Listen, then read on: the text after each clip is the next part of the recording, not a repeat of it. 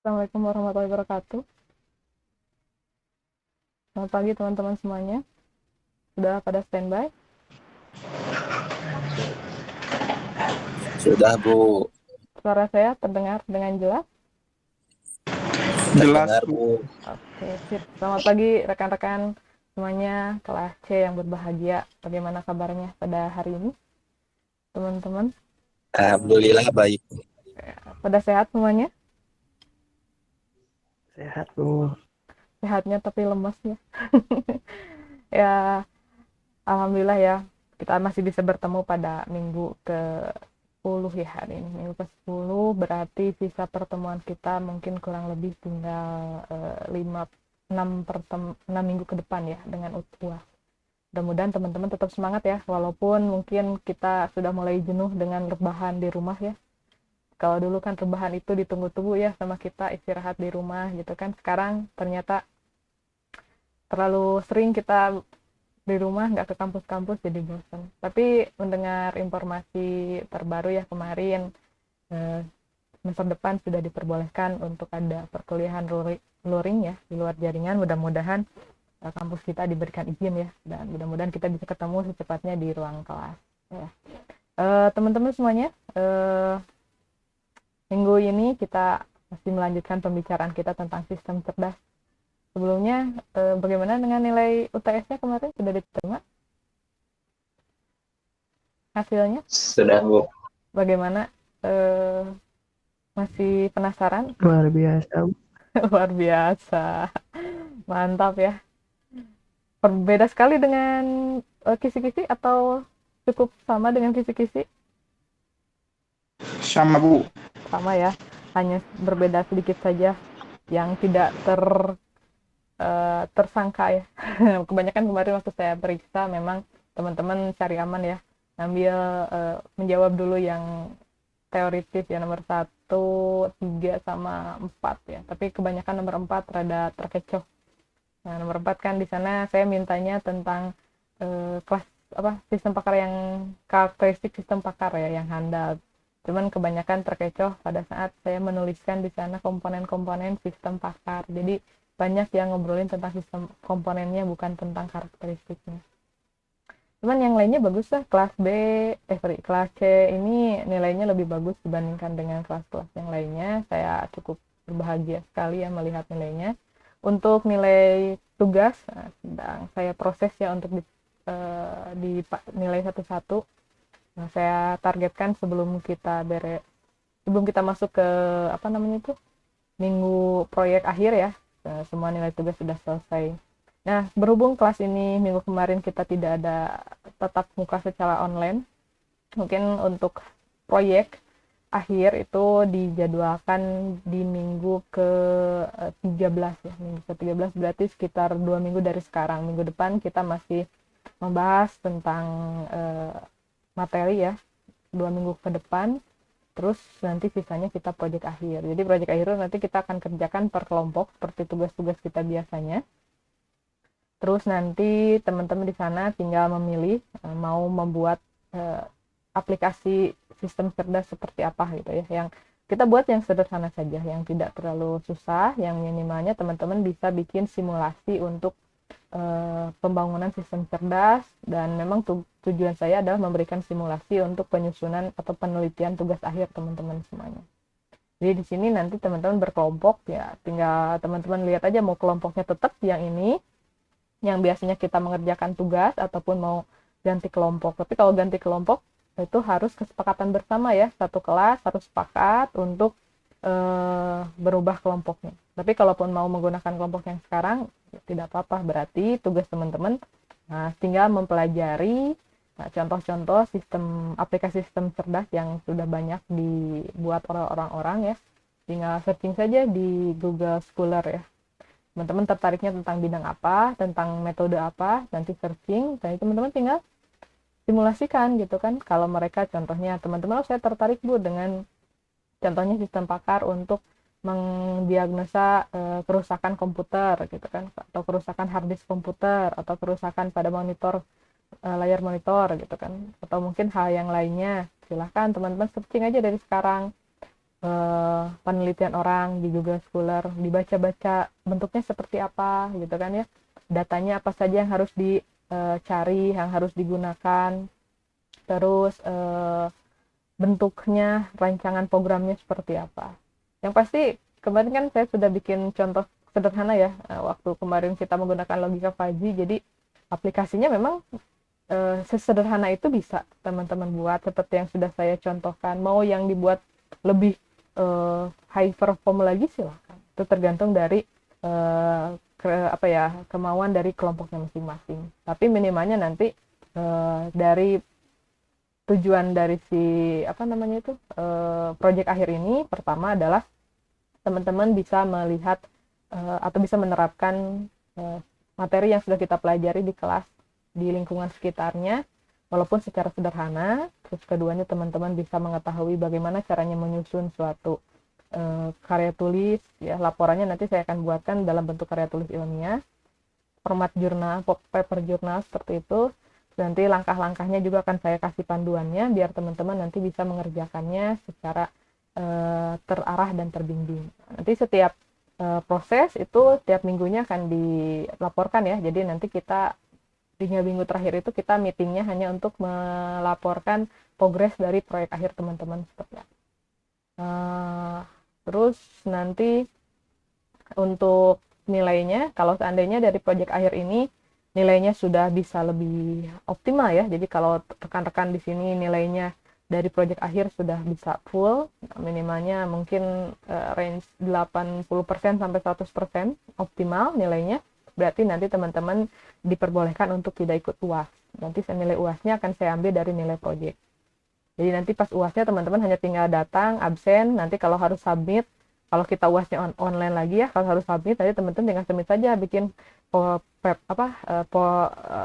di kertas gitu atau di Word gitu, keterangan bahwasanya saya mendapatkan atau saya akan mengambil nilai UAS dari nilai proyek kelompok siapa gitu kan ya. Nanti tinggal sama saya, nanti pas saya menilai nanti nilainya akan langsung ambil dari nilai proyeknya.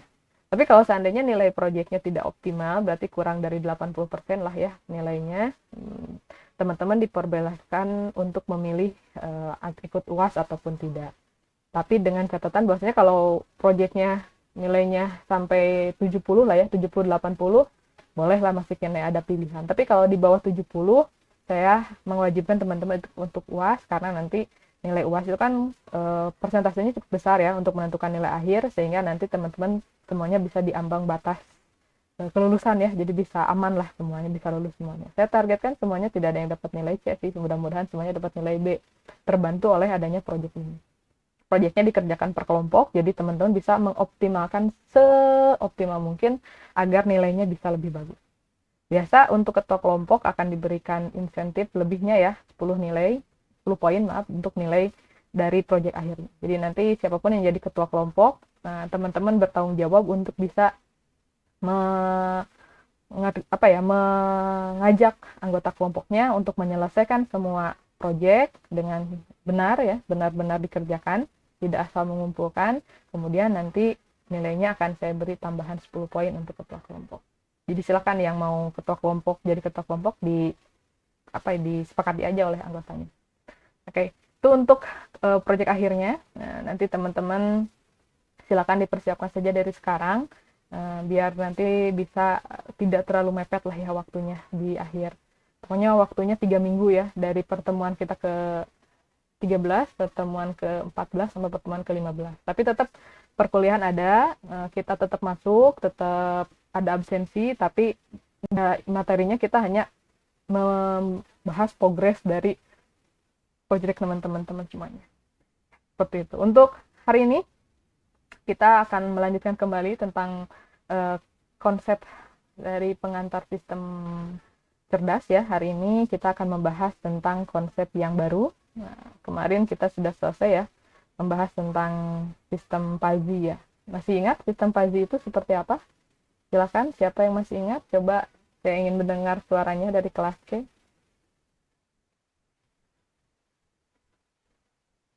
Apa itu sistem logika Fuzzy itu seperti apa, teman-teman? Hasil dari teman-teman mengeksplorasi kemarin. Ya, siapa yang mau bersuara? Sistem Paji itu sistem yang seperti apa? Ayo, siapa nih? Saya mau nanya siapa ya? Saya tanya aja lah ya. Coba saya tanya eh, siapa ya? Oke, saya tanya coba Andri. Saya pulau ada Andri. Coba Andri, mana suaranya Andri? Hadir Andri? Ada Andri? Adil, Bu. Oke.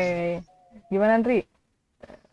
Sistem yang kemarin Andri dapatkan tentang logika Paji itu seperti apa?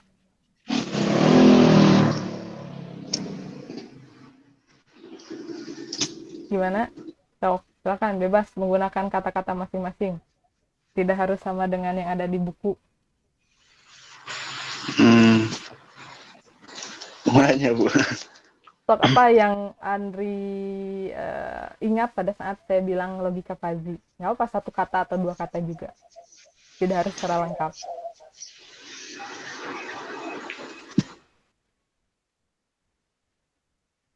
Atau yang lain? Mungkin ada yang mau bantu Andri? Apa yang teman-teman langsung ingat pada saat saya bilang logika Paji? Sistem yang tidak pasti. Ya, sesuatu yang tidak pasti. Terus yang lainnya silakan. Tadi Muhammad Nasir bilang sesuatu yang tidak pasti. Yang lain? Ya? Aduh, apalagi logika Fazi itu apa sih yang teman-teman bisa serap dari kemarin pas ngerjain tugas? Satu istilah, dua istilah boleh yang berrelasi dengan logika Fazi.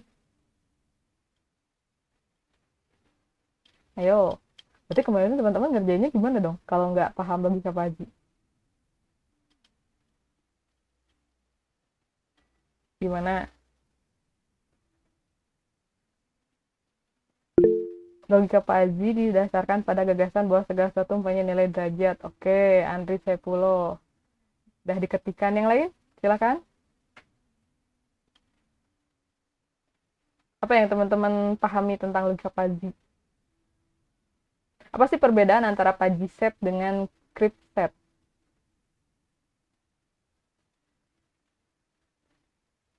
Ayo. Apa perbedaan antara Paji set dengan Crypt set? Bukan keripik setan ya, Crypt set gitu. Ayo, siapa yang mau jawab? Saya pilih lah ya. Siapa ya? Oh iya betul Yosi ya. Silakan sambil saya nanya-nanya teman-teman silakan chat nama dan NPM-nya ya. Nah, udah diingetin sama Yosi itu saya lupa. Coba siapa lagi? Nah, saya tanya Cecep Iqbal. Ada Cecep Iqbal? Mana Cep? Ada Cecep Iqbal? Suaranya? Halo? Wah, ini pada nggak ada ya? Kemana nih? Coba saya tanya Fajar Haikal. Ada Fajar? Ada Fajar Haikal? Ya, sip. Oke. Apa yang Fajar ketahui tentang Paji set dan Crypt set, biar?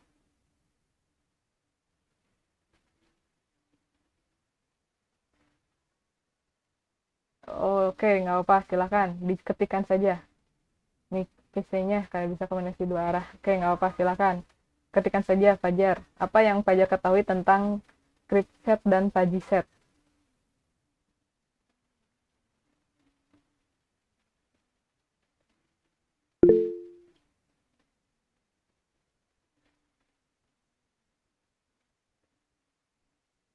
Oke, yang lain coba sambil nunggu Fajar. Saya... Oh, oke. Coba Fajar jelaskan apa yang disebut dengan Crypt set dan Paji set. Set Paji dan set Crypt kemarin kan ada ya. Coba yang lain ada yang bisa bantu Fajar.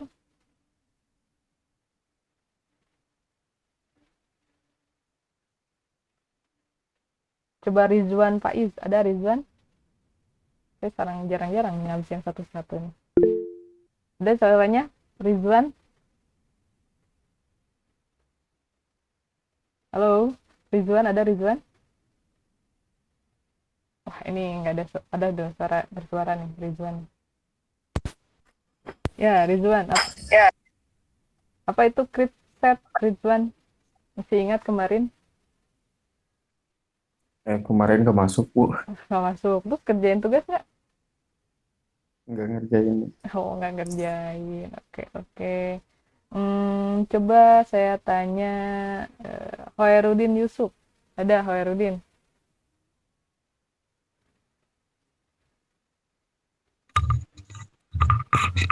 Gimana, Bu? Ya, apa yang Hoerudin ketahui tentang set dan set? Coba bantu Fajar.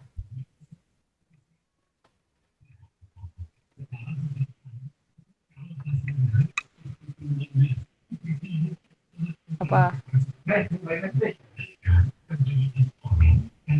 Benar, Bu. Oke. Coba saya tanya Pujia Hermawan. Ada Pujia? Oke, Ada, Bu. oke, Pujia. Kalau kita punya data di mana nilai derajat satunya itu ada di dua titik, ada di dua angka ya, nilai derajat satunya. Itu bagusnya pakai fungsi keanggotaan yang mana? Yang apakah yang trapesium, segitiga, terus apalagi sih contohnya tuh kemarin? Trapesium, segitiga, pi, atau yang satu lagi tuh yang huruf S itu. Kalau ada dua titik yang punya derajat satu.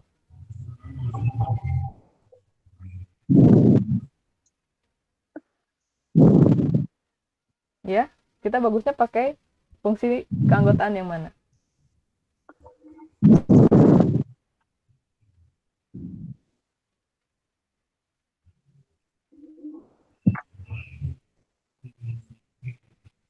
Dah, ayo. Siapa yang bisa bawa bantu? Fuzia. Gimana Bu? Satu. Derajatnya satu aja. Ada, jadi kan kemarin tuh kita bisa bikin definisi ya. Nah, kalau ternyata Ya. data yang kita temukan itu yang memiliki derajat satunya itu ada di dua titik, ada di rentang antara dua titik itu punya derajat satu. Itu bagusnya kita pakai fungsi keanggotaan yang mana? Trapesium. Oke, trapesium betul ya. Jadi kalau kita punya dua dari dan definisian ada rentang di antara dua titik yang memiliki nilai satu ke derajatnya, itu kita menggunakan yang trapesium. Itu yang paling populer digunakan ya, paling banyak digunakan. Kalau seandainya kita punya dari rentang angka yang kita miliki untuk menentukan derajat keanggotaan, kita punya satu titik yang memiliki derajat satu. Tapi titik-titik di sekitarnya itu memiliki angka derajat atau mu-nya itu yang tidak jauh dari satu itu, masih mendekati satu. Itu kita bagusnya pakai derajat yang mana? Fungsi derajat keanggotaan yang mana? Kita punya satu nilainya yang punya derajat satu titik yang punya nilai derajat satu, tapi nilai-nilai di sekitarnya itu tidak jauh dari satu. Kita menggunakan derajat yang mana? Pi. Ya, betul. Kita pakai derajat yang phi. Nah, kalau kita punya satu titik yang derajatnya satu, tapi nilai-nilai di sekitarnya itu berbeda jauh dengan yang memiliki nilai derajat satu itu, kita menggunakan fungsi ya Segitiga. tuh. Ya, semuanya dibabat habis oleh Muhammad Nasir. Jadi itu teman-teman ya. Jadi memang dalam kita menggunakan logika Fuzzy itu yang paling penting adalah bagaimana caranya kita bisa menentukan fungsi keanggotaan. Jadi kita baca datanya. Data kan kita mulai dari memiliki data kan ya. Data kita itu pasti akan memiliki yang namanya set. Set itu adalah suatu suatu himpunan yang memiliki nilai pembatas yang jelas. Jadi contohnya, pada saat kita punya atribut permintaan yang kemarin. Atribut permintaan itu kan dia memiliki variabel linguistik atau pajisetnya itu adalah kemarin itu tinggi, sedang, rendah. Nah, kalau di set itu supaya kita menentukan yang namanya tinggi itu dari berapa sampai berapa. Terus dari yang yang sedang itu dari berapa sampai berapa, yang sedikit itu dari berapa sampai berapa. Nah, di sana kan kita punya suatu yang fix ya. Ibaratnya kalau yang rendah itu dari 0 sampai 100. Itu kan jelas kalau lebih dari 0 berarti masuk ke rendah, asalkan dia kurang dari 100. Kalau lebih dari 100 berarti dia sudah tidak masuk dari rendah tersebut. Nah, cuman di sana biasanya ada satu irisan, di mana kadang-kadang penentuan nilai antara titik rendah dan titik sedang itu ada irisannya. Ada angka di mana dia masuk sedang, tapi masuk juga dalam rendah. Nah, di sanalah biasanya ada kesamaran. Nah, ya, ibaratnya kayak gini, berapa sih sekarang persediaan kita, ibaratnya yang nanya gitu, ya lumayan lah di atas sedikit dari atau di cukup sedang gitu. Cukup sedang itu berapa? Berarti cukup sedang itu berada di antara sedang dan di atas rendah. Nah, makanya kita harus bisa melihat nanti di kurvanya. Nah, berarti yang dikatakan dengan cukup sedang itu yang sebelah mana? Oh, berarti dia berada dalam irisan antara sedikit dengan sedang.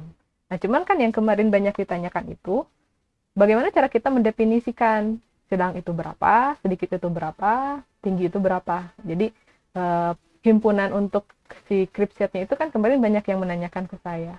Nah, memang di sana waktu kita bikin simulasi itu, contoh nilainya itu tidak ada di soalnya. Nah, memang di sana kita harus bisa mengolah data dari lapangan. Kalau teman-teman mau, memang si data yang saya kemarin kasihkan itu bisa diolah. Tapi kan datanya cukup sedikit ya.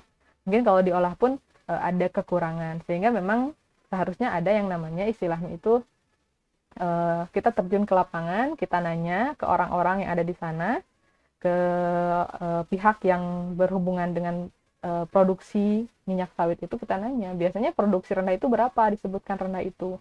Produksi yang sedang itu berapa, produksi yang tinggi itu berapa. Sehingga nanti kita bisa bikin CRIPSET-nya. Setelah CRIPSET-nya ada, baru kita bisa membangun, menentukan fungsi keanggotaannya. Nanti kita bisa lihat di sana. Pasti ada, apakah di sana ada irisan atau tidak ada irisan.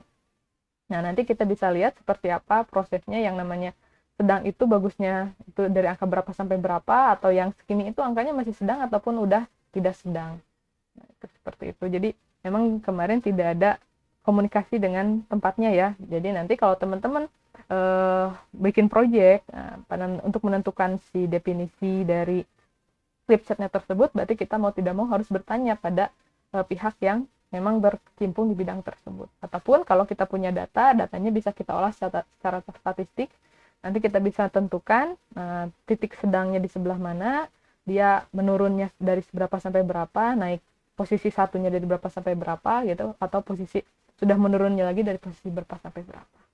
Nah, itu selanjutnya kemarin kalau kita sudah punya fungsi keanggotaan, kita bisa bikin fajification ya. Jadi dari data angka yang CRIPSET tersebut, kita bisa tentukan berapa mu-nya, derajat keanggotaannya pada setiap paji setnya. Kemudian nanti kita bisa dapatkan paji inputnya. Paji inputnya kita bisa proses dalam proses inferensi.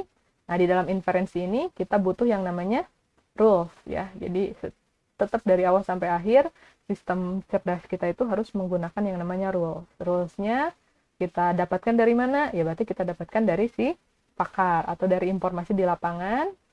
Kemudian input pajinya, tadi paji inputnya dimasukkan ke rule, kita dapatkan paji outputnya. Paji outputnya baru kita masuk dalam proses defajification. Jadi kita kembalikan lagi dia ke dalam bentuk CRIPSET atau angka pastinya gitu kan ya. Sehingga kita harus menggunakan beberapa metode ya untuk fajification. Yang paling banyak digunakan kemarin adalah centroid method. Tapi banyak juga metode-metode yang lain. Jadi teman-teman sudah eksplorasi kemarin di latihannya. Nah, jadi teman-teman sudah mengetahui prosesnya.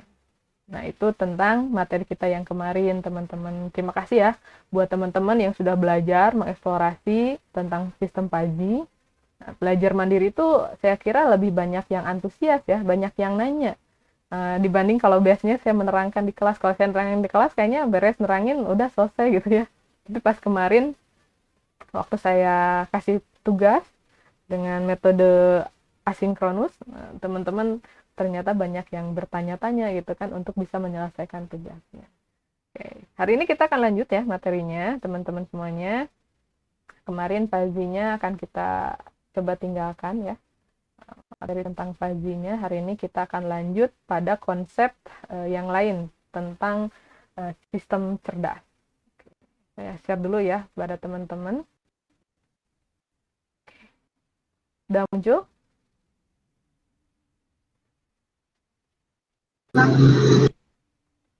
Udah ada? Belum? Belum ya? Oke, udah muncul? Jelas muncul? Slide-nya? Udah ada, Bu. Sudah ada, Ini Bu. materi kita yang kemarin ya tentang logika Fuzzy. Nah, ada create set, ada Fuzzy set. Di sana ada fungsi keanggotaan, terus ada berbagai macam cara logika Fuzzy. Nah, hari ini kita akan masuk konsep yang baru di tentang konsep learning ya.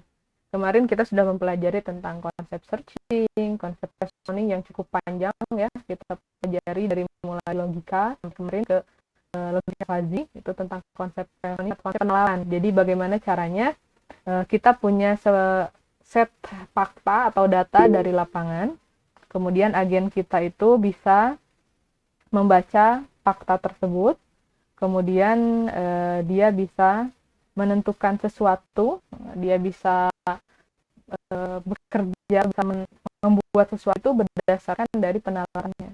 Ya, kayak kita kemarin aja dikasih Fuzzy set, contohnya sedang rendah, contoh sedang sekian persen sedang, sekian persen tinggi, terus bagaimana masukkan ke rumusnya, kan di sana ada rumusnya ya, rumus kita baca, kita cocokkan dengan data yang kita miliki, kemudian keluar hasilnya. Itu adalah konsep reasoning, jadi konsep penalaran, mencocokkan data kita pada aturan yang berlaku, pada rule. Nah, rules itu menjadi suatu aturan yang penting ya. Pada saat kita berbicara searching, ada aturan. Pada saat kita berbicara reasoning juga ada aturan. Nah, pada saat berbicara learning pun sama, kita akan tetap berbicara tentang masalah rules. Nah, jadi dalam sistem cerdas itu, rules itu menjadi suatu yang penting, yang memang harus ada dalam knowledge base-nya. Jadi sebelum kita menerima data atau fakta dari environment, dari lingkungan ya, si agen kita itu, dari si sistem cerdas kita itu, dia harus dibekali dulu dengan yang namanya rules atau aturan, sehingga nanti pada saat respon dia itu jalan, dia bisa mendapatkan fakta atau data dari lapangan, nah, dia bisa mengolah data inputan tersebut dan bisa menghasilkan suatu output, baik itu berupa suatu informasi yang dia keluarkan ataupun suatu berupa action atau suatu kegiatan yang dia lakukan. Apakah itu mengambil keputusan, apakah itu mendemonstrasikan sesuatu, ataupun dia memang benar-benar mengerjakan sesuatu. Nah, jadi di sana memang pentingnya adanya suatu rule. Di learning ini kita akan lebih dalam lagi membahas tentang rule.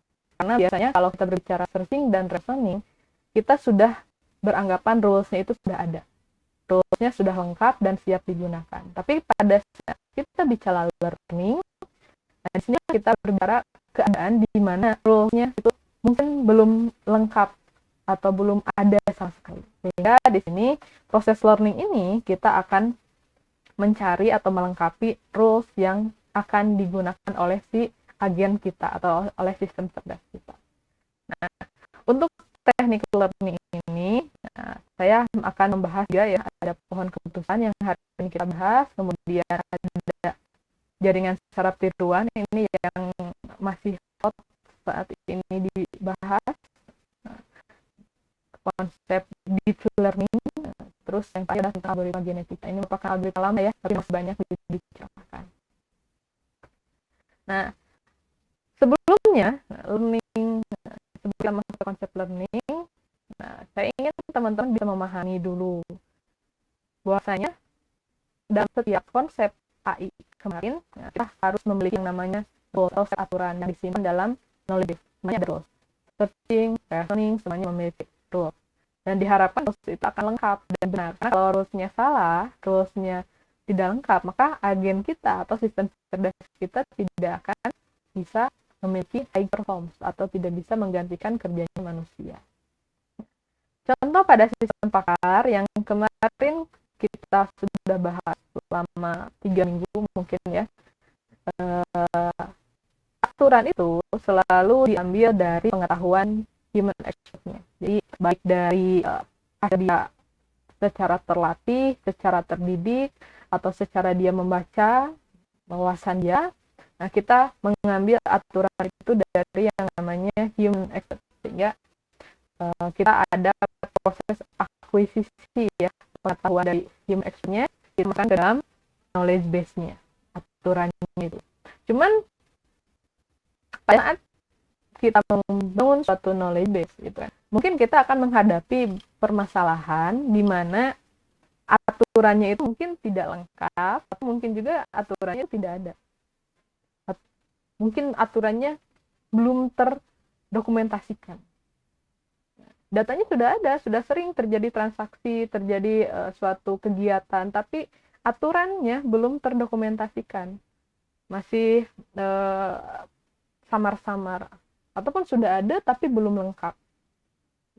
Sehingga di sini memang kita menemukan suatu kondisi di mana kita belum bisa membangun sistem cerdas menggunakan teknik kritik ataupun teknik reasoning, karena aturannya belum bisa kita pastikan bisa digunakan. Nah, di sanalah muncul yang namanya konsep learning, di mana di sini konsep ini kita akan membaca dari data yang ada, dari pengetahuan yang ada, lalu kita gali pengetahuan atau data tersebut sampai kita bisa menemukan pola. Nah, pola ini kalau polanya memang memiliki nilai yang percaya reliabilitasnya yang tinggi atau nilai akurasinya yang tinggi polanya itu, nah bisa kita adopsi pola tersebut menjadi suatu aturan yang nantinya bisa kita gunakan pada berbagai macam aplikasi sistem cerdas kita. Jadi di sini learning ini kita gunakan untuk bisa melengkapi ataupun mendokumentasikan atau mencari tahu tentang rules. Contoh seperti ini. Kemarin waktu kita membangun suatu sistem pakar, itu biasanya kita sudah menemukan rule yang kita ambil dari orang pakar. Contohnya di sini tentang bagaimana kita bisa menerima orang pegawai. Nah, pegawai diterima berdasarkan dari IPK, psikologi, dan wawancara. Masing-masingnya atributnya dia punya nilai bagus, cukup, kurang, psikologi tinggi, sedang, rendah, wawancara baik dan buruk. Nah, kalau kita lihat, harusnya di sini ada 18 aturan. Cuma ini yang ada ternyata yang kita temukan hanya 12 aturan. Nah, 7 aturannya gimana? Bagaimana kalau kita menemukan keadaan di mana yang di dalam aturan ini? Contoh, IPK-nya kurang, IPK kurang, psikologinya tinggi, tapi wawancaranya buruk. Nggak ada. Nah, ini kan menjadi suatu pertanyaan, apakah ini nanti akan diterima atau tidak? Karena dari aturannya tidak ada. Maka nanti kalau kita menemukan kondisi ini, agen kita mungkin saja akan berbicara, tidak, gitu kan. Tapi sebenarnya mungkin aja itu bisa kita terima lagi. Ataupun kita belum mengetahui kan bagaimana kalau keadaan seperti ini, terus harus melakukan apa.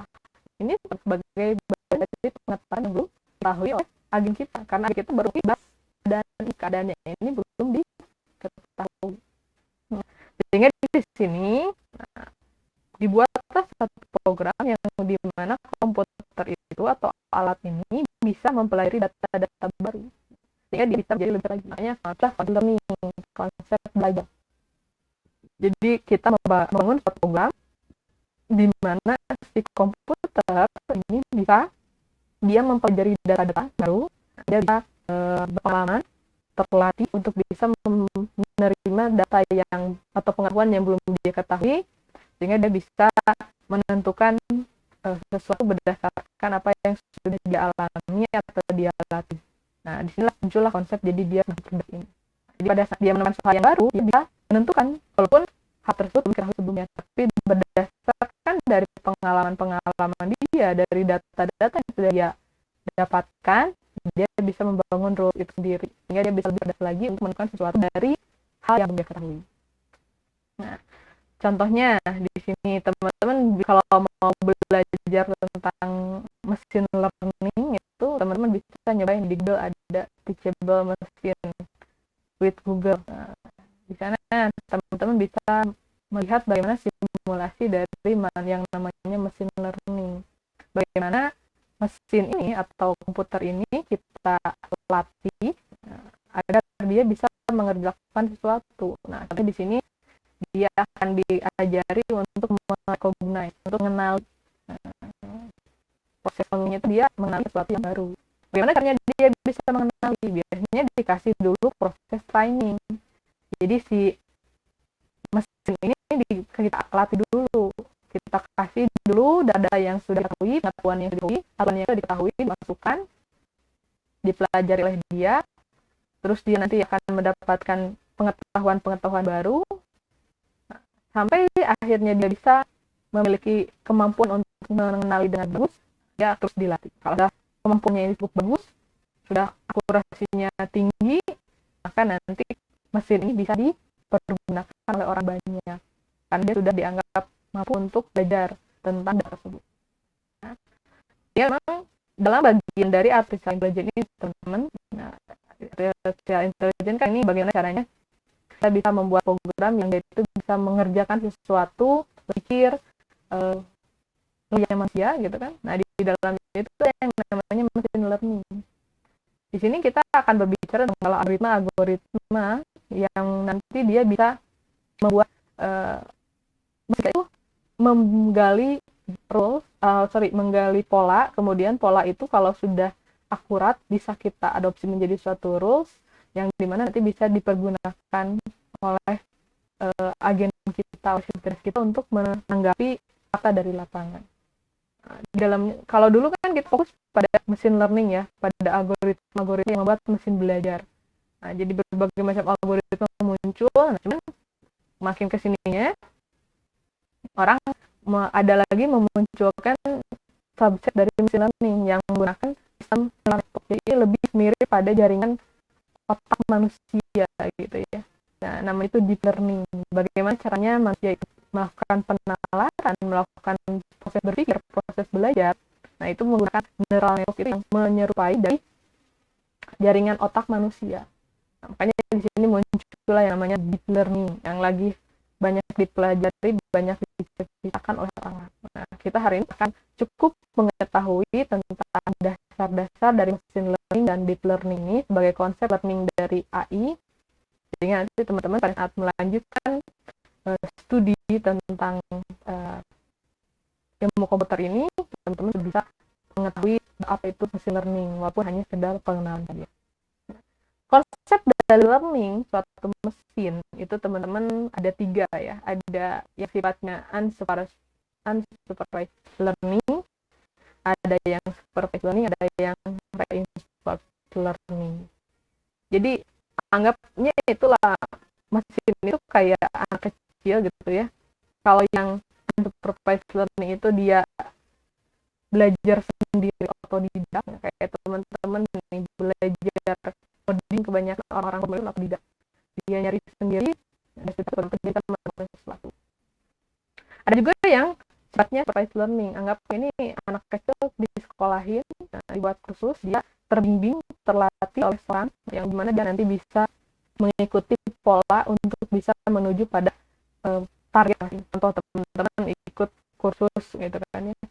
Nah, kalau yang ini kan tadi teman-teman belajar sendiri, kalau contohnya ikut kursus online kan, kampus online. Nanti kan teman-teman diarahkan pada satu target tertentu. Apakah targetnya itu teman-teman jago coding PHP atau jago PHP menggunakan framework ataupun apa gitu sesuai dengan kursusnya itu. Jadi di sini ada target, ada sesuatu yang akan dituju. Sedangkan kalau reinforcement learning ibaratnya learning by doing. Jadi sistem ini dibuat, kemudian nanti dia akan diuji coba, lihat mana errornya, nah, kemudian errornya itu yang akan diperbaiki. Anggaplah ini bagaimana anak-anak kecil itu belajar dan pengawasan orang tua. Biasanya kalau salah dikasih tahu nih salahnya ini nggak boleh kayak kayak gitu nih, boleh berlari, nggak boleh jalan, nggak boleh anu gitu kan ya, dengan bisa jelaskan lagi. Jadi konsepnya seperti itu. Ada yang sifatnya supervised learning, di sini kita belum punya targetan, jadi tidak ada satu, kita belum mengetahui secara jelas apa target atau data kita itu belum bisa dikenali secara jelas gitu. Belum ada pengelompokan contohnya kalau di dalam cluster ini.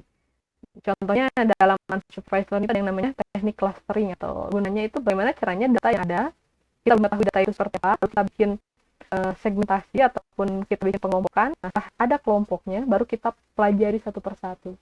Setiap kelompok itu kita kenali. Nah, sedangkan kalau yang supervised learning ini yang sifatnya, contohnya ini ya, klasifikasi, itu dimana kita sudah punya target.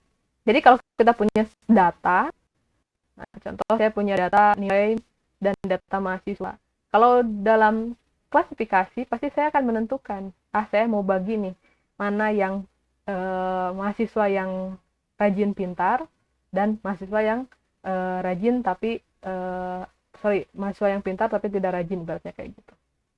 Nah, jadi kita sudah punya label. Nanti setiap mahasiswa itu akan dicek. Si A, dia itu masuknya pool, kehadirannya pool, tugasnya pool, tapi nilainya jelek. Nah, ibaratnya kayak gitu. Dia masuk kelas ke kelompok A gitu.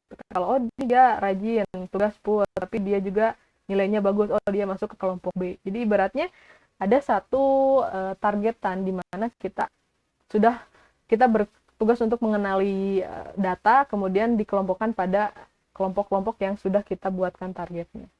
Nah, nanti kalau dalam supervised learning juga kita bisa melakukan suatu regresi atau suatu prediksi gitu ya. Jadi teman-teman melakukan suatu estimasi, bagaimana kejadian berikutnya berdasarkan dari data yang ada. Contoh dari supervised learning. Jadi di sini ada satu label yang menjadi satu patokan, ada satu targetan. Sedangkan kalau reinforced learning itu seperti kalau kita bikin program game gitu ya. Jadi game-nya kita bikin prototipe-nya, terus dia uji coba main game dengan manusia. Kalau dia masih kalah, kita perbaiki lagi errornya, seperti itu terus menerus. Nah, jadi inilah contoh-contoh dari yang namanya machine learning gitu. Jadi konsep learning itu ada 3 ya, ada unsupervised learning, di mana konsep pembelajaran ini kita belum memiliki atau belum mengetahui targetannya. Kita hanya akan mencoba untuk mengenali datanya, kemudian data dikenali, lalu kita bisa menentukan data itu judulnya apa. Ternyata kalau data mahasiswa pengantar sistem cerdas ini dibagi dalam 3 kelompok, kita pelajari kelompok pertama itu yang seperti apa, kelompok kedua seperti apa, kelompok ketiga seperti apa. Baru nanti kita bisa memberikan judul pada kelompok-kelompok tersebut. Nah, kalau klasifikasi, kita punya data, kita juga punya judulnya atau punya labelnya, sehingga nanti setiap data tersebut bisa kita cocokkan untuk mendapatkan label sesuai yang kita inginkan. Kalau sudah punya data latih yang bagus, kita juga bisa melakukan prediksi. Itu supervised learning. Kalau reinforcement learning berarti sifatnya kita mencari error dari apa yang kita buat. Kemudian errornya tersebut kita perbaiki sampai nanti mesin ini bisa memiliki tingkat yang kecil. Itulah contoh-contoh dari machine learning, gitu ya teman-teman. Nah, contoh kegiatan dari machine learning itu sendiri itu sebenarnya adalah konsep dari latihan ya. Jadi bagaimana caranya mesin itu kita latih untuk bisa membaca data, mengenal data sampai dia bisa menemukan pola. Nah, polanya itu kalau sudah memiliki tingkat yang bagus dan diterima, nah nanti dia bisa dijadikan sebagai bentuk prediktif model, yang dimana dia nanti bisa membaca data baru, kemudian bisa menentukan apa yang akan terjadi di kemudian hari, atau bisa menentukan sesuatu dari pengetahuan yang belum diketahui. Jadi konsep awalnya dari yang namanya learning itu adalah konsep latihan. Jadi ada proses training, teman-teman. Training. Jadi ini nanti data kita masukkan, nah ini ya, sampai dia bisa data dimasukkan, lalu nanti kita akan lihat ada atribut apa saja dalam data-data ini pengetahuan yang sudah diketahui. Kemudian kita tentukan ada algoritmanya. Kalau kita mau klasifikasi, algoritmanya apa saja. Kalau kita mau clustering, algoritmanya apa saja. Setelah itu kita buat proses learning-nya. nanti biasanya akan memunculkan suatu pola ya, ini ada objeknya. Nah setelah itu nanti setelah ada polanya, nah, kita akan uji cobakan gitu ya. Nanti kita lihat biasanya yang menjadi patokan itu adalah akurasi dari pola tersebut bisa membaca data yang ada. Kalau akurasinya sudah tinggi, kan nanti si pola ini bisa dijadikan rules, aturan, lalu nanti kita bisa masuk dalam proses predictive model. Jadi gimana kalau ada data yang baru, yang belum diketahui sebelumnya, yang ini, nanti dia bisa dibaca, nah, untuk bisa menentukan sesuatu yang baru itu seperti apa. Nah, sehingga di sini sama maksudnya seperti manusia, pada saat manusia sudah mempelajari sesuatu, maka dia bisa membaca atau memproses sesuatu yang baru berdasarkan apa yang sudah dia pelajari. Nah, contoh di teachable machine learning yang dimiliki oleh Google, itu teman-teman bisa melakukan proses training itu dengan pertama teman-teman harus mengumpulkan dulu data. Di sini ada pengumpulan data. Jadi kalau kita mau dia itu bisa mengenali, contohnya mengenali objek. Nanti objeknya teman-teman kumpulin dulu.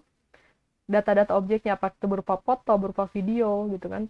Kalau kita ingin dia bisa mengenali contohnya mobil gitu, maka nanti teman-teman kumpulkan data mobil sebanyak-banyaknya, mobil dari tampak depan, tampak belakang, tampak atas, tampak samping, lagi maju, videonya gitu kan, lagi parkir. Sehingga nanti dia training, nah, di proses training itu memang terjadi proses yang cukup lama juga biasanya, di mana nanti data yang sudah kita berikan di sini akan diproses sampai dia bisa mengklasifikasi dengan benar. Nah, jadi nanti di testing datanya, di training nih, si mesinnya itu ya, si modelnya itu menggunakan data yang kita miliki. Nah, nanti kalau seandainya dia sudah bisa mengklasifikasikan dengan benar, akurasinya sudah bagus, baru dia bisa diekspor berupa model yang kita dipergunakan. Nah, ini sudah bisa kita pergunakan.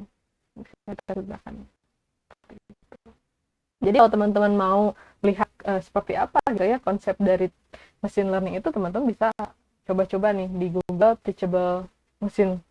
Jadi di sini teman-teman kalau ini khusus pada proses pengenalan ya. Jadi dia nanti akan bertugas untuk bisa dengan benar mengenali sesuatu.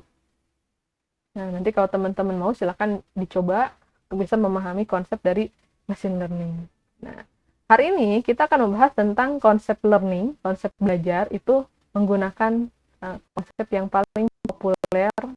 Ini adalah tentang pohon keputusan. Waktu zaman saya studi S2, ini cukup hot ya, tapi kalau sekarang dia sudah ketinggalan dengan deep learning.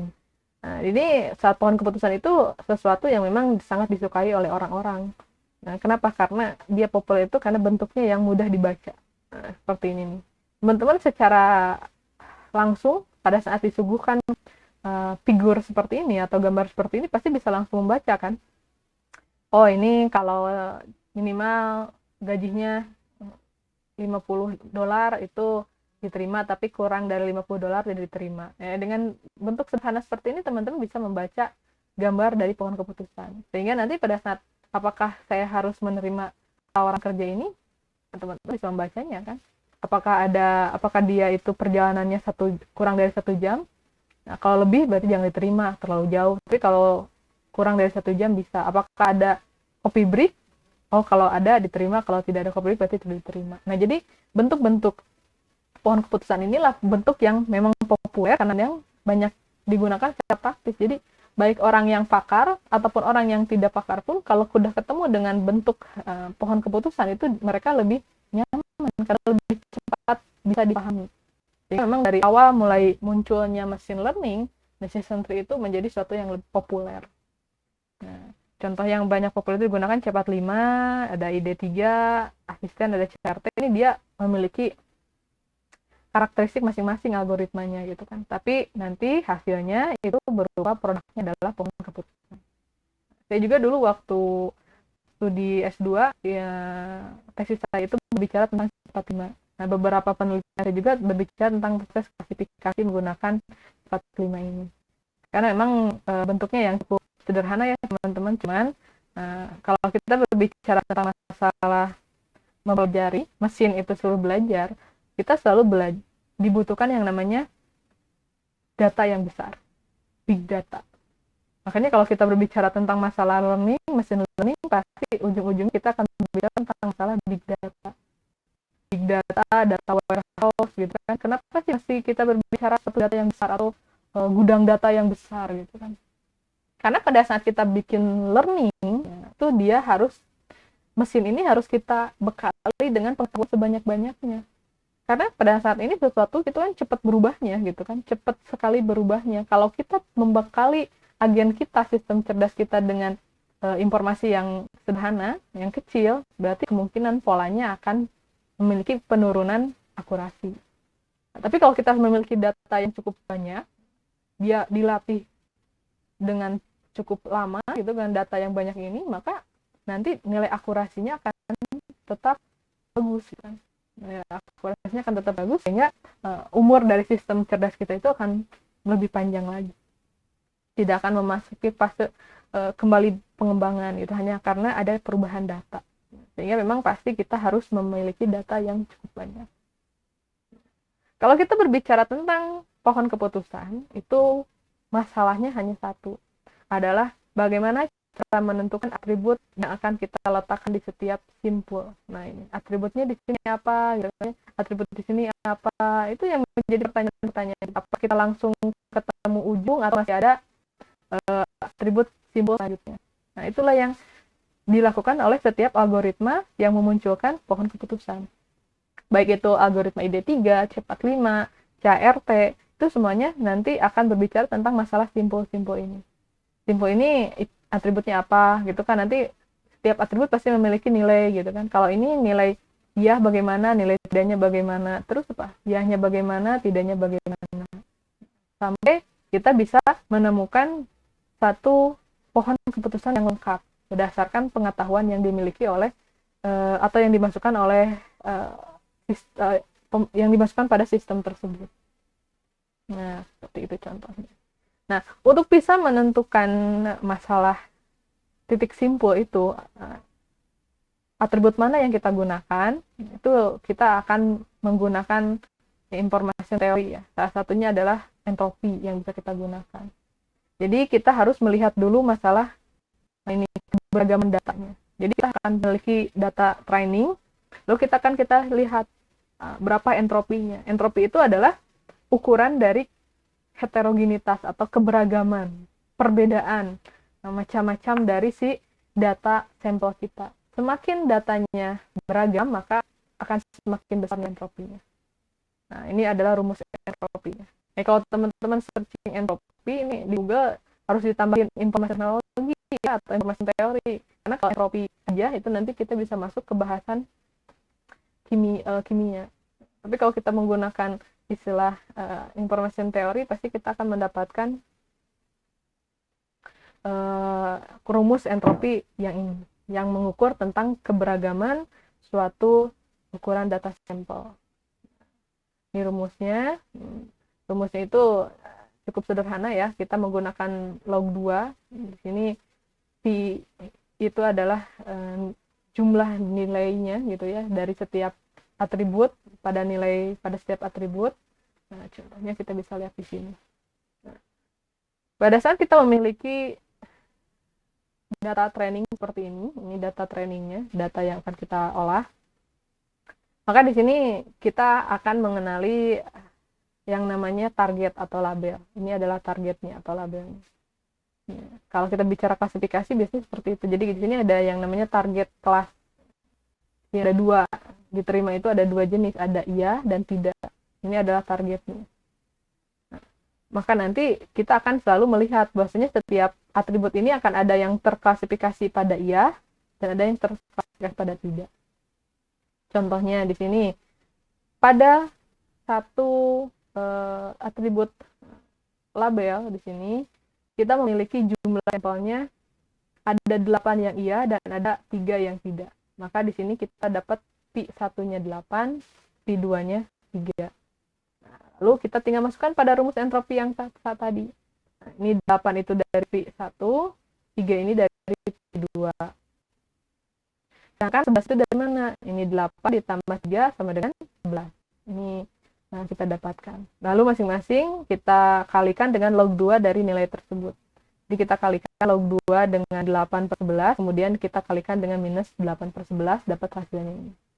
Ini pun sama, 3/11, log 2-nya berapa, setelah itu kita kalikan dengan 3/11 dapat hasilnya, sehingga kita tambahkan, dan ini adalah nilai entropi dari keseluruhan.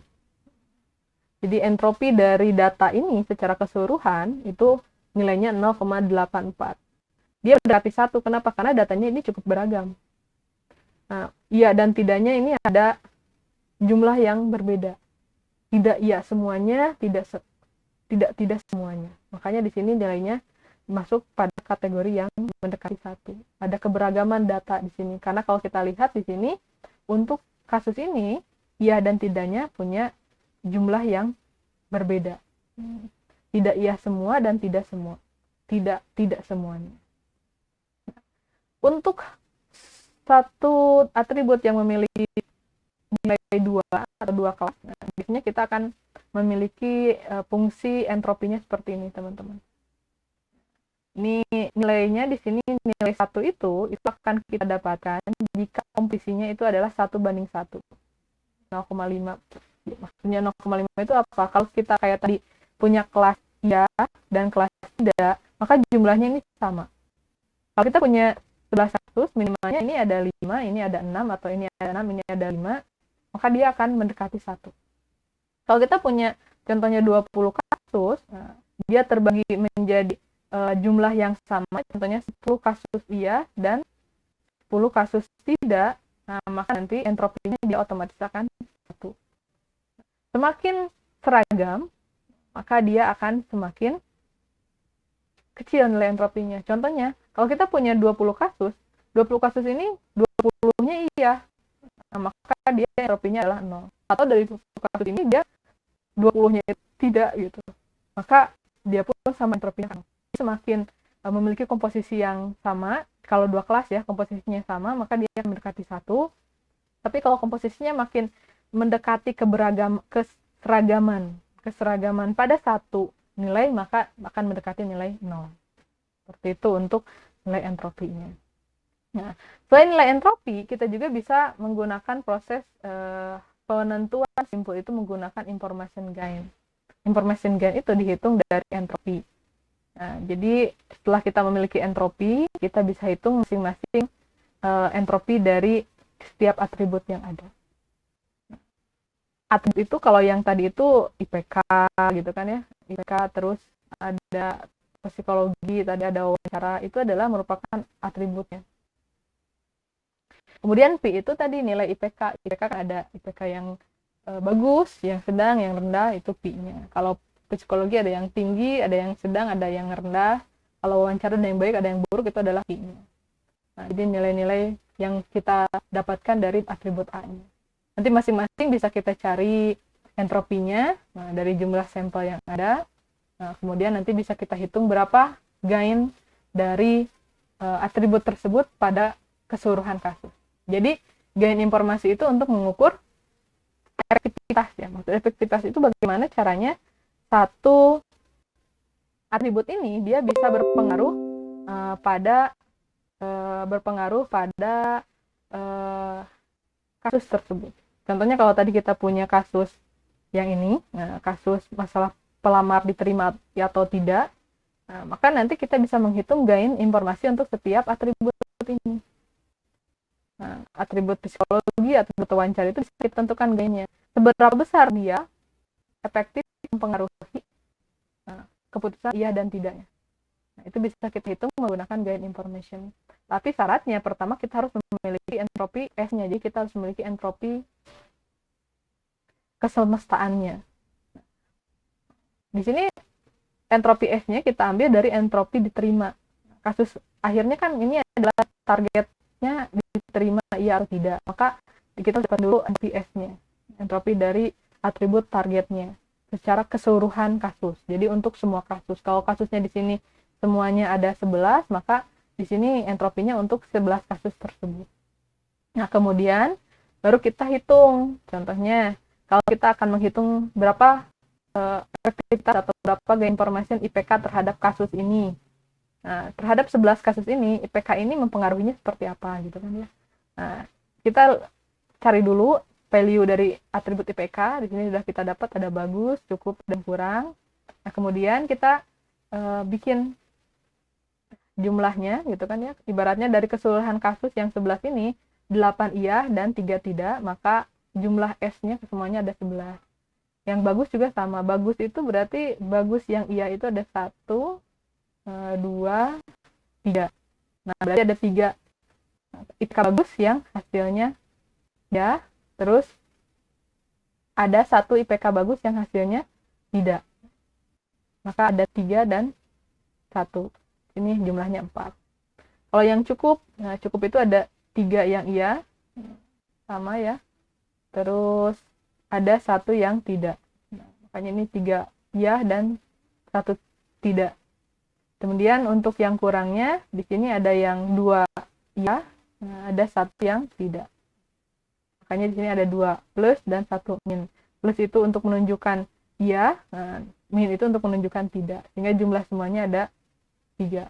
Nah, ini kalau kita jumlahkan semuanya adalah 11 jumlahnya ya.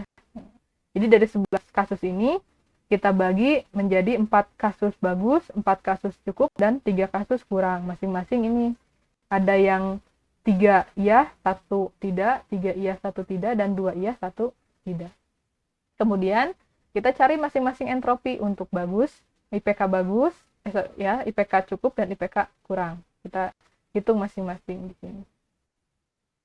Kemudian setelah itu masukkan ke dalam rumusnya. Nah, ini sama. Ini kan tadi jumlah keseluruhan bagus itu ada 4 ya, 4 kasus keseluruhannya. Ini yang iya. Nah, ini yang tidak. Dapatan nilainya seperti ini. Ini juga sama, ini kasus yang cukup juga ada 4 tadi. Nah, ini yang tidak, yang iya, maaf, ini yang tidak.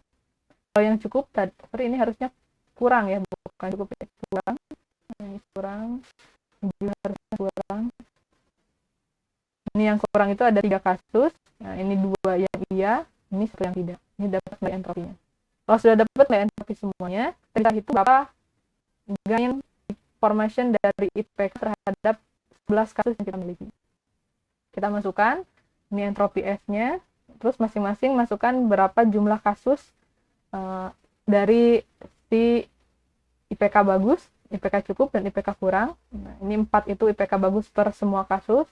Ini IPK cukup per semua kasus, dan ini IPK kurang per semua kasus. Ini nilai-nilai entropinya dimasukkan, dikalikan dengan jumlah perbandingannya. Kemudian nilai entropi keseluruhan dikurangi oleh jumlah entropi ini. Hasilnya adalah ini. Berarti IPK itu, efektivitas menentukan kasus itu hanya 0,049. Cukup kecil ini efektivitasnya. Berarti dia masih harus kita bandingkan dengan 2 atribut yang lain untuk apakah dia nanti akan menjadi info kita yang paling pertama atau tidak. Karena kalau 0,049 ini masih kecil. Gain informasinya untuk ditentukan menjadi sebuah simpul. Nah, salah satu algoritma dari pohon keputusan itu yang banyak digunakan adalah ID3. ID3 atau cepat 5. Dia itu cepat 5 itu turunan dari ID3 ini. Jadi prosesnya dia berulang ya, dia menghitung entropi dan information gain dari setiap atribut, lalu nanti dia cari information gain yang tertinggi untuk membuat simpul. Dan ini akan terus-menerus diulangi sampai dia bisa melakukan proses splitting atau memiliki data yang cukup untuk membuat lagi simpul yang baru. Nah, contohnya ya. Pertama, dari kasus yang tadi itu kan kita pasti akan menentukan dulu not paling tingginya itu, not awalnya itu berapa gitu ya, rootnya itu berapa, atau rootnya itu adalah atribut yang mana, apakah IPK, apakah nilai psikologi, atau apakah nilai wawancara, untuk menjadi rootnya tersebut, untuk menuju itu. Nah, di sini kita akan menghitung yang tadi gain IPK sudah kita dapatkan ya, terus kita tinggal hitung gain psikologi sekarang. Gain psikologi kita hitung sama seperti proses yang tadi. Nah, kita akan menghitung dia per semua kasus. Nah, 11 kasus yang kita miliki. Nah, kita hitung masing-masing dari tinggi, sedang, dan rendahnya. Oke. Mohon maaf ya teman-teman, ada error sedikit. Saya ulangi lagi.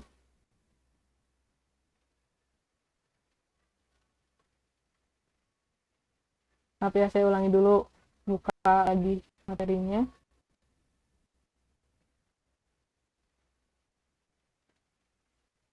Oke, jadi di sana nanti akan ada proses secara berulang ya untuk mendapatkan berapa nilai dari gain information-nya.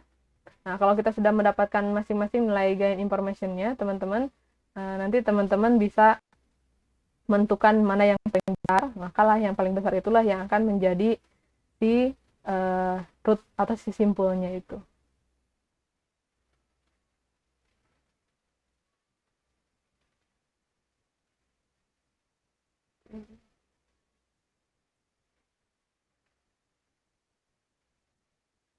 Saya sharekan lagi sama teman-teman semuanya.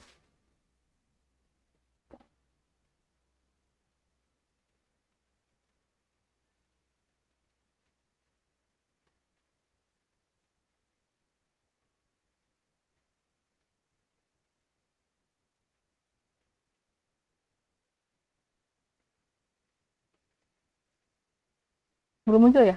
Tunggu ya, sebentar ya teman-teman.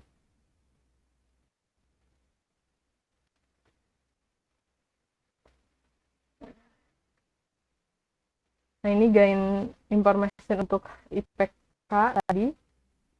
Oke.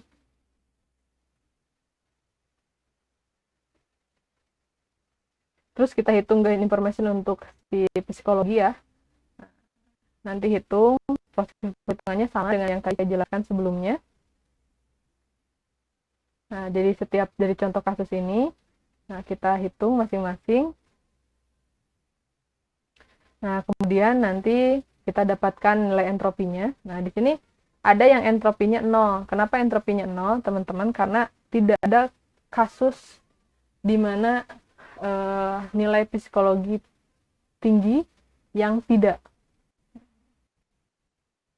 Nah, psikologi yang tinggi itu di sini, nah, kalau kita lihat, nilai psikologi yang tinggi ada 3 kasus psikologinya tinggi, dan semuanya adalah memiliki nilai iya.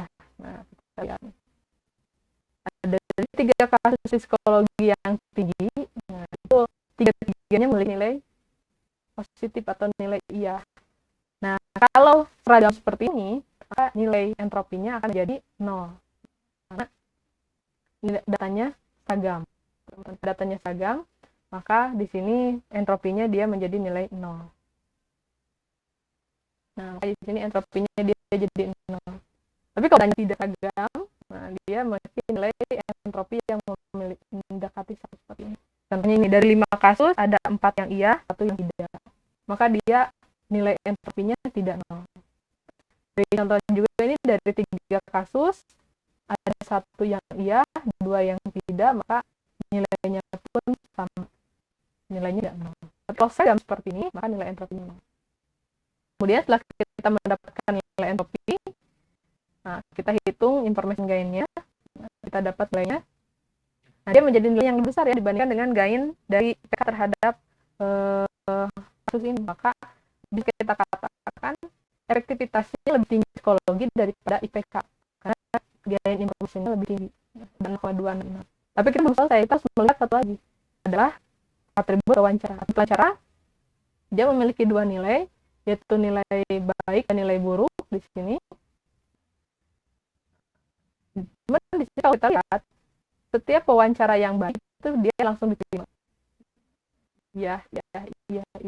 Maka di sini untuk entropi baik nanti dia akan memiliki 0. Tapi kalau entropi buruk dia akan memiliki nilai yang bukan 0.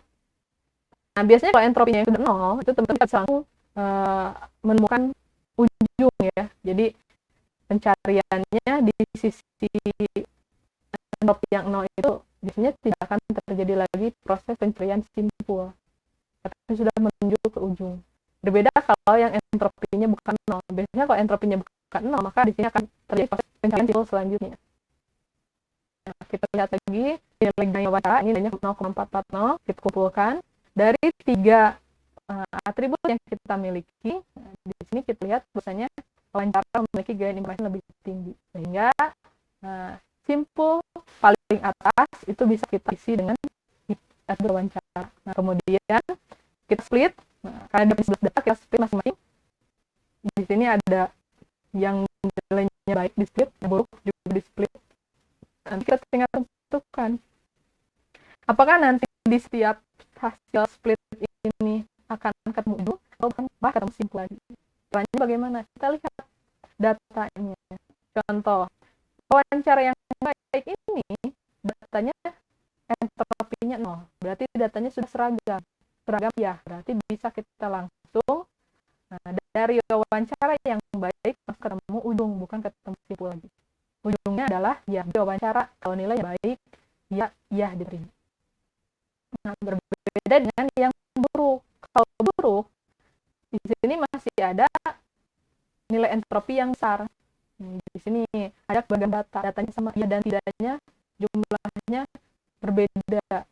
Nah, sehingga di sini kita harus mencari di simpul ini, itu harus kita simpan atribut yang mana, apakah atribut psikologi ataukah atribut dari si atribut yang IPK. Kita harus menghitung lagi. Nah, tapi untuk perhitungan sekarang kita tidak menghitung pada semua kasus. Di sini kita memfokuskan pada kasus yang wawancara buruk saja.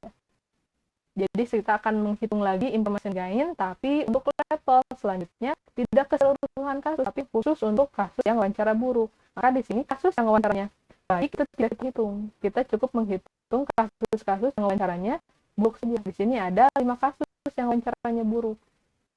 Nah, yang ini yang tidak dihitamkan itu yang kita bahas untuk level selanjutnya. Maka untuk perhitungannya pun sekarang kita tidak menggunakan entropi keseluruhan, tapi menggunakan entropi dari wawancara buruk yang 0,9710 dari hasil perhitungan sebelumnya. Kemudian kita hitung lagi seperti biasa. Nah, biasanya di sini kalau dalam proses pembuatan pohon keputusan ada minimal splitting ya. Jadi berapa data yang mesti kita lakukan split atau kita bisa perhitungan. Kalau si datanya 5, ini masih banyak kita lakukan split lagi. Tapi kalau yang kurang dari 2, mungkin bisa kita hentikan untuk proses perhitungannya. Nah, di sini masing-masing dari 5 kasus ini terbagi menjadi 2 kasus bagus, cukup, dan 1 kasus kurang. Nah, kita hitung masing-masing. Kalau di sini, pada saat kita memiliki kasus bagus itu dia punya komposisi yang sama, ya, iya dan tidaknya sama. Itu juga sama, iya dan tidaknya sama. Nah, itu nanti nilai entropinya adalah 1. Kenapa? Karena antara iya dan tidak memiliki komponen yang sama jumlahnya. Tapi kalau yang kurang ini, itu dia seragamnya ketidak, maka nilai entropinya 0. Jadi kita hitung, sekarang biasanya bukan semuanya ya, tapi si wawancara buruk saja. Nah, kita hitung, kita dapatlah nilai seperti ini. Kemudian kita lihat lagi sekarang untuk wawancara buruk dengan nilai psikologi. Kita hitung, kemudian kita dapat nilainya untuk psikologi, nah dapatnya sama. Karena tidak ada yang tinggi, nilainya 0. Psikologi nggak ada. Untuk kasus buruk, maka dia nilainya 0. Terus kita dapat nilainya 42. Nah, di sini kita bisa lihat nilainya lebih besar yang psikologi, sehingga psikologi ini menjadi masuk simpul yang selanjutnya.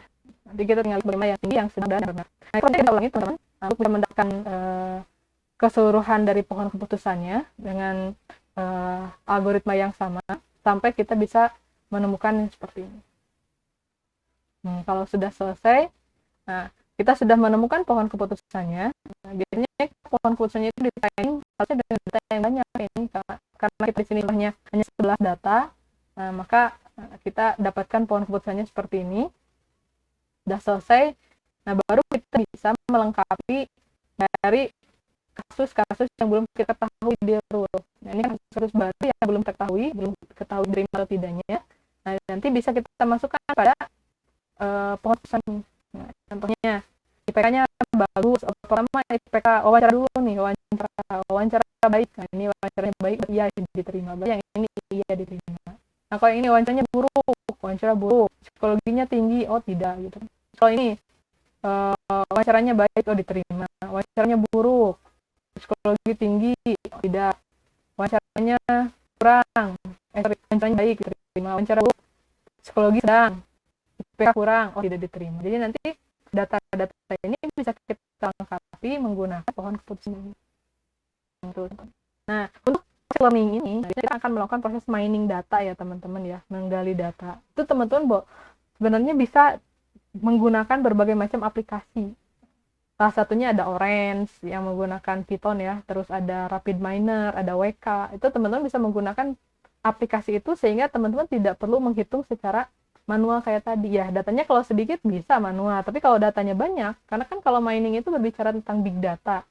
Kalau machine learning itu bicara tentang data yang besar, data yang banyak. Sehingga kan kita nggak mungkin menggunakan Excel atau menggunakan perhitungan manual seperti tadi. Maka kita bisa menggunakan aplikasi-aplikasi untuk melakukan proses mining seperti ini atau menggunakan proses learning seperti ini teman-teman. Nah, saya akan coba praktekkan bagaimana menggunakan Orange buat teman-teman. Biar teman-teman bisa nanti belajar sehingga nanti kita tidak perlu lagi kita menggunakan perhitungan manual ya teman-teman. Jadi teman-teman bisa menggunakan aplikasinya. Bentar saya share dulu ya Orange-nya. Share screen saja ya. Share screen untuk seluruh layar.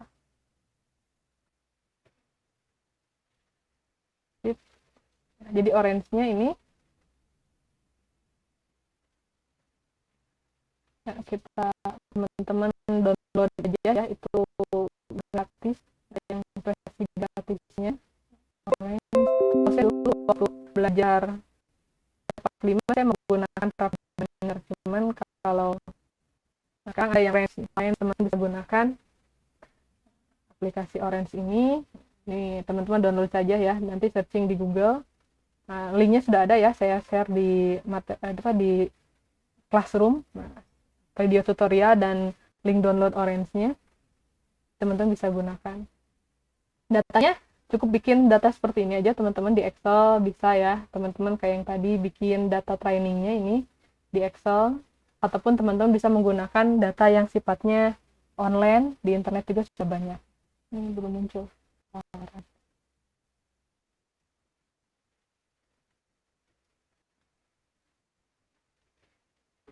Contoh yang kasus yang tadi, kita kan punya 11 data training ya. Nah, kita buatkan seperti ini. Ada lamar, IPK, psikologi, wawancara. Nah, ini dikasih targetnya ya. Targetnya dimasukkan. Jadi membukanya terlalu banyak. Ya, close dulu ya, berapa.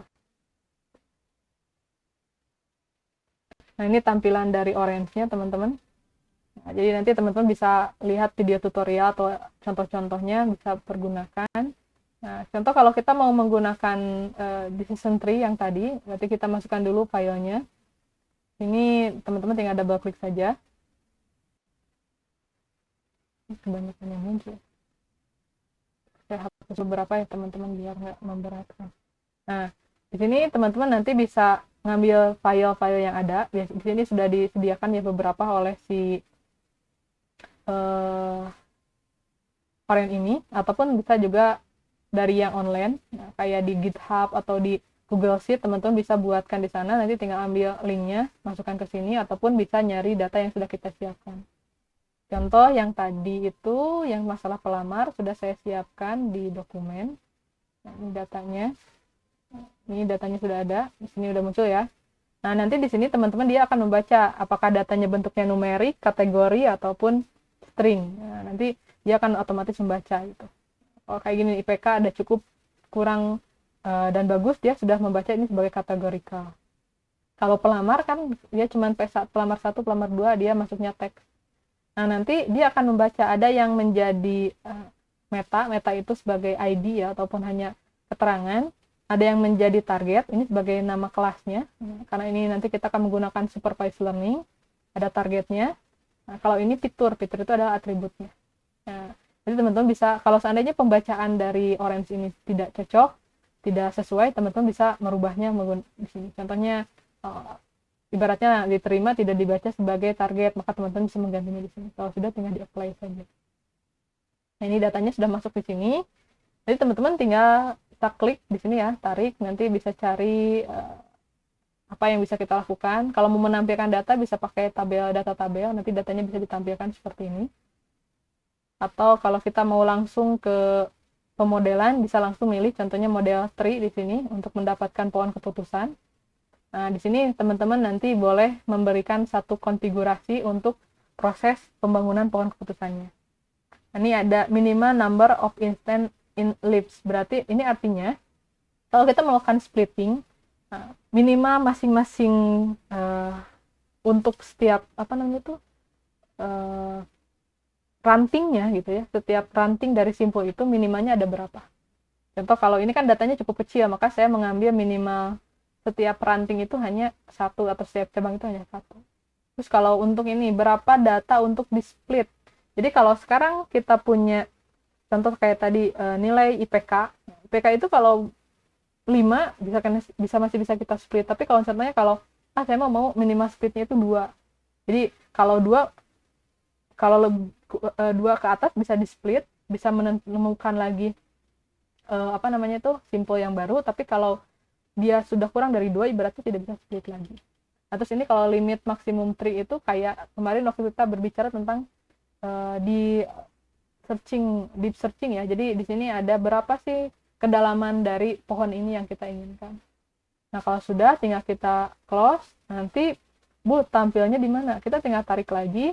Nah, kita cari di sini street viewer, teman-teman. Nah, pohon keputusannya bisa kita lihat di sini.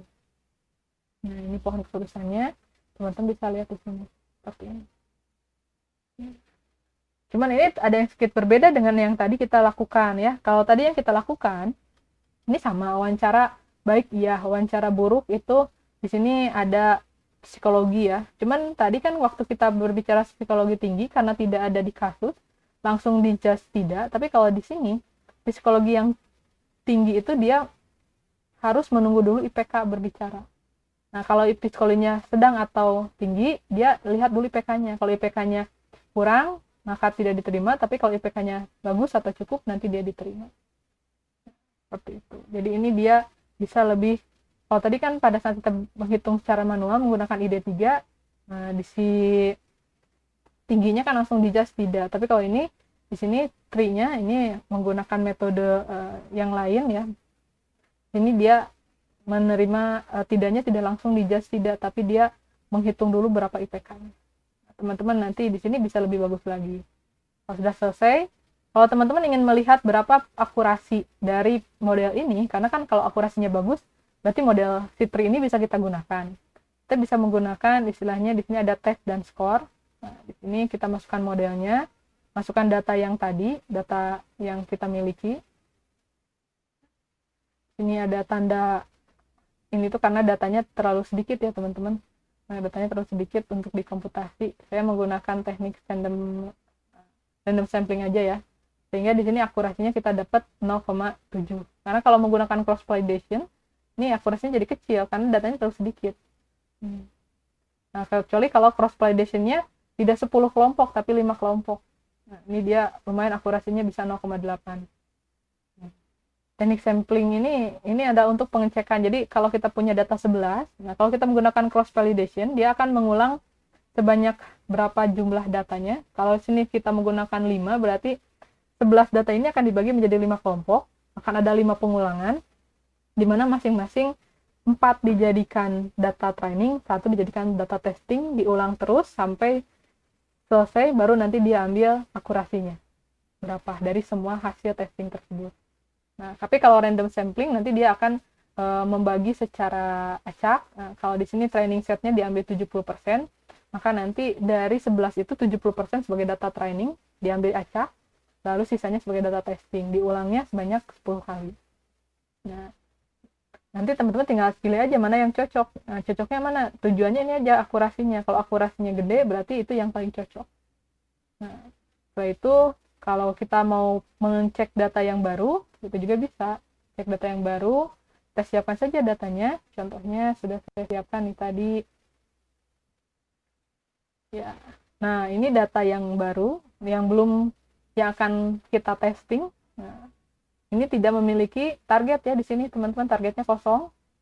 Agar nanti bisa dicek oleh si model kita. Kita masukkan datanya yang baru. Data 2 ya, kita cari di data 2.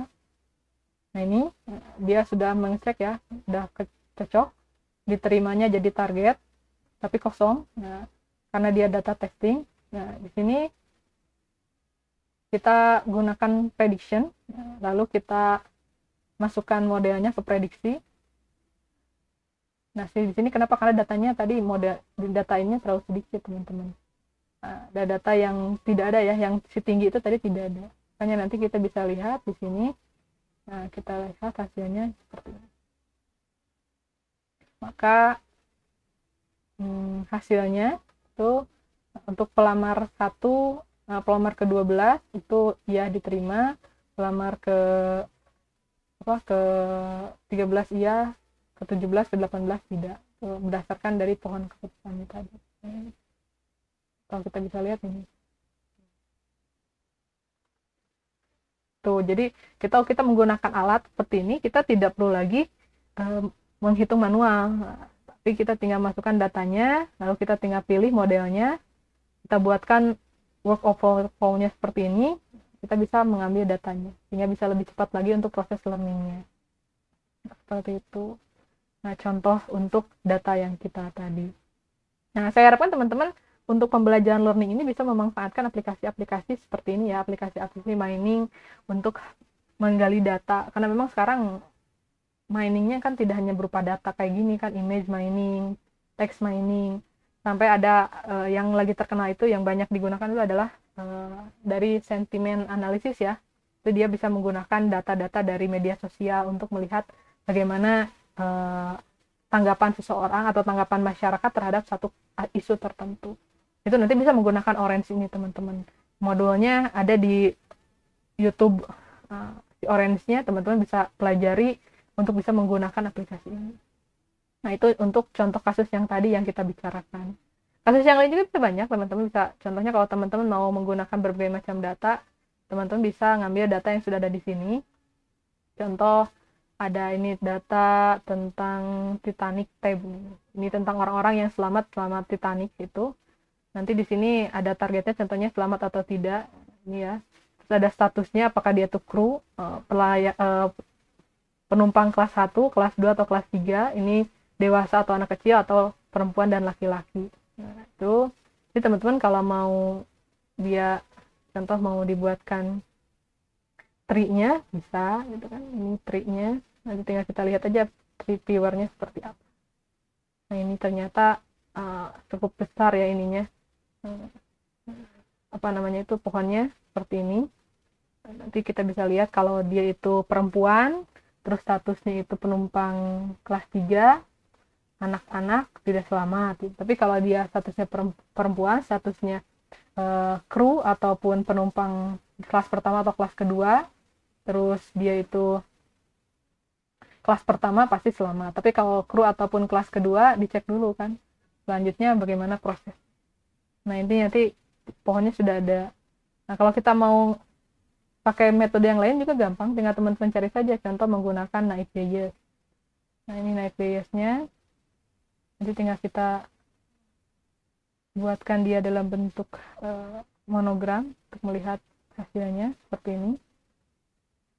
Nah, jadi nanti dia bisa lihat yang selamat itu, kalau paling banyak ini perempuan ya, selamat status itu paling banyak selamat itu second dan first. Kalau dari sisi umur yang paling banyak itu adalah, kemungkinan yang besar adalah di anak-anak gitu, kalau untuk menggunakan naive. Atau menggunakan metode yang lain bisa, contoh di sini ada metode K-means, teman-teman pakai K-means. Nanti ini lagi proses dulu nih. Nanti dari K-means seperti apa prosesnya, jadi teman-teman bisa lihat menggunakan scaffold ini. Ini kita lihat dari survive hasilnya. Nanti ada yang yes dan no di sini. Contoh kalau kita mau lihat dia berdasarkan dari sisi kelamin.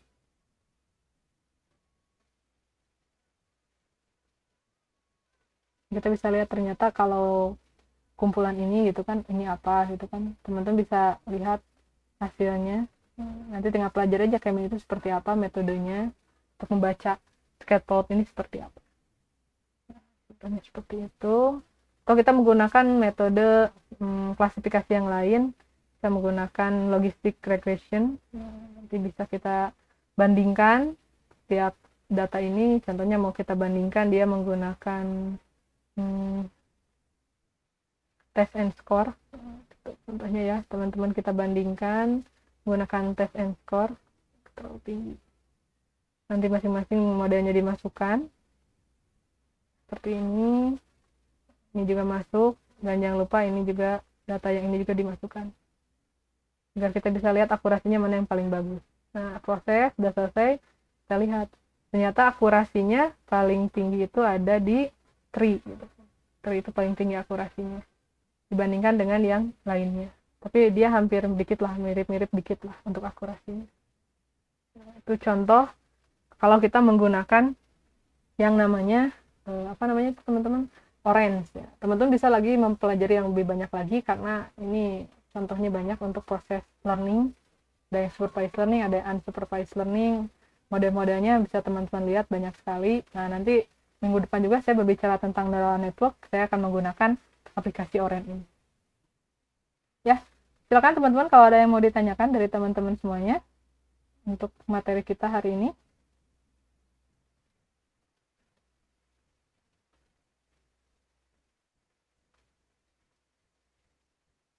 Tentang learning, silakan kalau ada yang mau ditanyakan dari teman-teman. Tentang learning. Jadi nanti teman-teman untuk mencoba proses learningnya, teman-teman download aja si Orange ataupun aplikasi-aplikasi learning ya, atau data mining ya, aplikasi-aplikasi data mining yang ada gitu ya.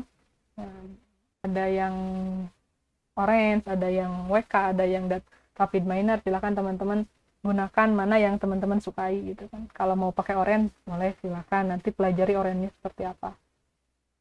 Karena ini cukup mudah ya, teman-teman tinggal menggunakan GUI untuk drag and drop datanya saja. Nah, contohnya tadi pohon keputusan. Contohnya tadi sudah lainnya bisa, teman-teman kalau mau nyari dataset itu gampang. Dataset bisa kita cari secara online ataupun kita bisa buat sendiri. Ya, kalau online teman-teman tinggal searching saja di Google dataset gitu kan, biasanya muncul. Teman kadang-kadang ada yang datasetnya bisa langsung kita gunakan, ada yang tidak. Nah, kalau yang sudah bisa kita gunakan biasanya yang sudah digunakan sebagai project-project ataupun bahan untuk penelitian. Tapi ada juga yang masih mentah, yang dimana kita harus mengolahnya bentuknya seperti yang kita inginkan. Nah, untuk minggu ini diharapkan teman-teman bisa melakukan latihan kita untuk learning menggunakan decision tree. Jadi nanti teman-teman tiap kelompok silakan gunakan aplikasi mining, mau Orange, Rapid Miner atau WK ataupun lain sebagainya, silakan yang teman-teman ketahui apa. Nanti teman-teman silakan bisa buat atau gunakan dataset yang sudah ada.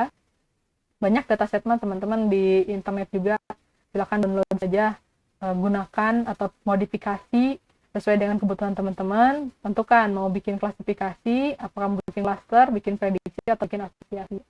Nah, nanti dari learning ini teman-teman silakan eksplorasi lagi ya, cari aja di Google Scholar. Nah, itu klasifikasi, clustering, prediksi, asosiasi seperti apa. Nanti teman-teman silakan lakukan praktik pada data tadi, menggunakan aplikasinya. Apakah mau di cluster, di klasifikasi, di prediksi, atau di asosiasi. Nanti teman-teman tinggal laporkan hasil praktikumnya, di upload di classroom-nya. Ya, silakan kalau ada yang mau ditanyakan sambil kita membahas tugas. Teman-teman coba-coba aja lah, nanti teman-teman mau nyobain data yang mana gitu kan. Gampang, kalau untuk data testing itu di Orange-nya juga sudah ada disediakan. Ada beberapa data training dan data testing yang disediakan oleh Orange. Jadi teman-teman tinggal nyobain, saya mau nyobain bikin clustering pakai K-means, boleh. Saya mau nyobain klasifikasi pakai neural network, silakan coba-coba aja. Pelajari. Yang saya harapkan di sini teman-teman melaporkan proses praktikum menggunakan dataset apa gitu ya. Apa mau dibuat datasetnya, mau melakukan apa learningnya, nanti proses hasilnya juga teman-teman laporkan untuk upload di classroom-nya. ya gimana? Ada yang ditanyakan untuk tugasnya teman-teman? Latihannya ya, bukan tugas, ini latihannya. Karena ini sederhana saja, cukup teman-teman download Orange-nya, pelajari, terus teman-teman cari ataupun buat dataset, tentukan mau diapakan datasetnya, diklasifikasikan atau diklaster atau diprediksi atau mau melakukan asosiasi. Setelah itu teman-teman nanti praktekkan di Orange atau di aplikasi yang teman-teman download atau yang teman-teman instalkan. Nanti hasilnya dari awal sampai akhir di capture, dilaporkan di Microsoft Word, lalu nanti teman-teman laporkan atau submit di Classroom. Itu tugasnya buat teman-teman minggu ini. Aplikasinya Bu harus Orange ya, bebas mau Orange mangga, mau tidak Orange pun tidak apa-apa, bebas. Teman-teman sukanya yang mana. Memang kalau saya mungkin nanti pembelajaran minggu depan kita masih tetap menggunakan Orange. Karena ini lumayan gratis lah gitu ya. Teman-teman tinggal pergunakan, tinggal cari datasetnya yang teman-teman akan gunakan atau mau bikin datasetnya boleh. Seperti itu. Silakan kalau ada yang ditanyakan, mumpung masih ada waktu beberapa menit ke depan.